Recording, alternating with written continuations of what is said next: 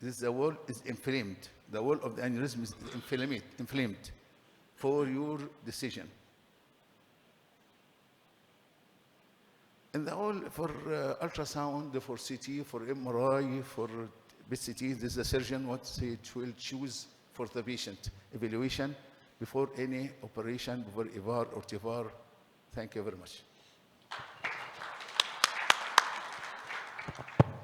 Thank you very much for a nice presentation and showing us all the radiological modalities to diagnose the patient with the AAAs. The next speaker is Tamer Katwary from UK, remote infrainguinal endarterectomy as last choice of the lower limb perfusion in CLI following failure or femoral distal bypasses. Welcome.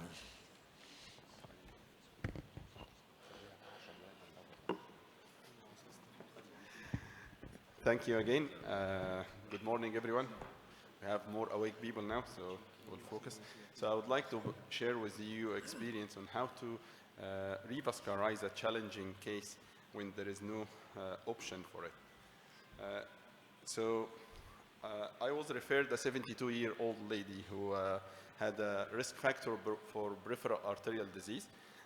She lives independent and she has a good functional status. She presented with very limited distance intermittent claudication with early wrist pain in her hallux.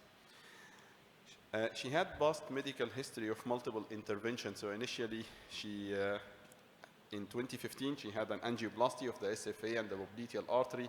Unfortunately, in 2016, this was occluded.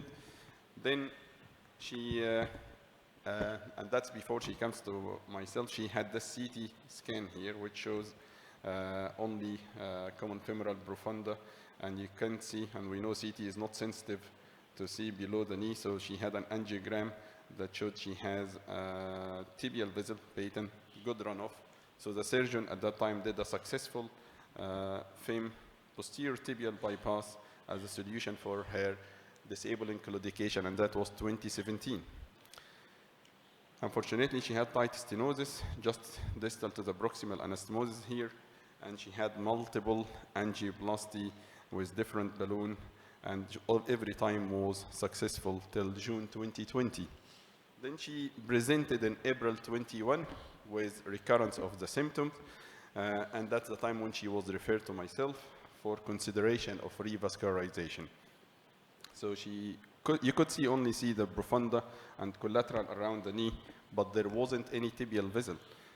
So to judge is there any option for revascularization, I relied on the previous imaging from the angiogram in addition to ultrasound duplex, which showed that there is a reasonable flow in a nice posterior tibial artery, but that was very distal.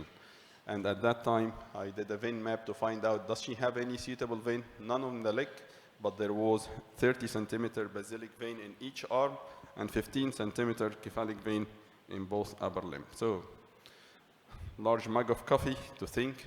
I tried to escape from this case because I don't have a solution at that time. So the option I offered her, either try to push her to continue conservative management. She is not in a critical limb ischemia apart from this start of the hallux pain. I tried to convince her to adjust painkiller. She refused and she said, I will be disabled. So the second option, redo FIM distal bypass using spliced arm vein. I might need to do 2 or 3 splice to cover a distance of 75 with a redo surgery, which didn't sound appealing, but that was my initial plan. Or to do a redo FIM distal bypass using a prosthetic graft, and we just heard earlier today about the outcome of these ultra-distal bypass. But came to me that we should consider make the bypass as short, and can we reopen her original artery, which was occluded through SFA remote endartrectomy. We have some experience in the unit with this, so in May 21, I did a right superficial femoral artery and popliteal remote endartrectomy, plus below knee popliteal to the posterior tibial bypass.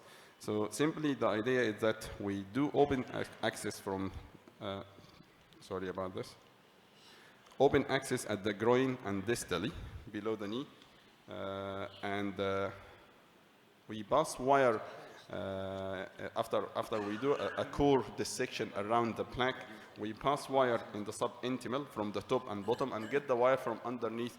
Then we pass this Vollmer ring around the plaque and we push it all the way under fluoroscopy, as you can see in this image here. So it goes under fluoroscopy, and then we pull this plaque, which was 45 centimeter length for the whole length SFA and popliteal to below the knee. Then I did my bypass surgery from below the knee popliteal to the ultradistal posterior tibial artery.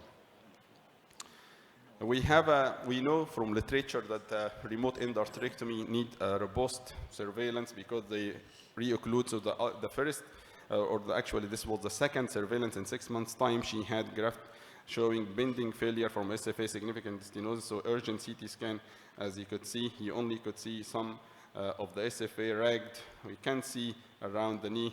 This is the graft and the posterior tibial. So decided to take her urgent to angiogram. The angiogram pre-operative, pre-angioplasty, you could see the SFA, very hard to find the graft. Just with simple balloon angioplasty, she reinstated the flow all the way to the posterior tibial. Then she continued on her graft surveillance, and in April 22 showed again absent or occluded SFA and the collateral, but interestingly to see the graft this way.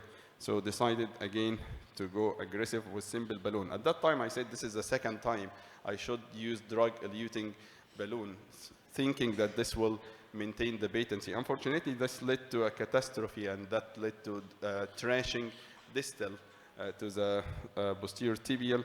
So we left 2 stents in this time, and we didn't want to cross the knee joint, and we left this intentionally not to damage further, to rescan her in 2 weeks and come back to treat this, which was successful in May, and we reinstated the flow. So that's now 1 year from her initial presentation. Again, kept the tight surveillance, so that lesion around the knee was still there, treated, and I'm very glad to say that last scan for her graft surveillance was last week, actually, and I was happy to put it here that everything is patent. She is on a rivaroxaban low dose plus aspirin as per the Voyager trial. So this is the experience of the unit. We do this procedure for selected cases when there are no option. We do superficial femoral or external iliac remote endarterectomy, and we have done 18 cases. Majority are male, and we have a technical success of 72%. I have to say that the failure was mainly in the external iliac portion rather than the superficial femoral.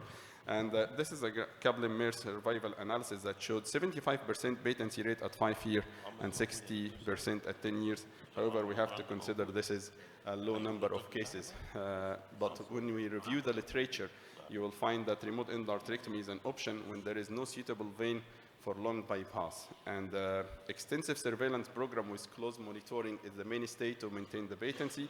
And the early intervention, be aggressive with your endovascular re-angioplasty, will maintain the graft patency. But interestingly, that few cases when we did only SFA short distance endarterectomy instead of a bypass, the primary patency up to 4 years was successful, 100%. And as I said, I followed the Viagra trial from my patients. I have to acknowledge my colleague, Mr. Chandrasekhar, which I worked with in this to perform this procedure.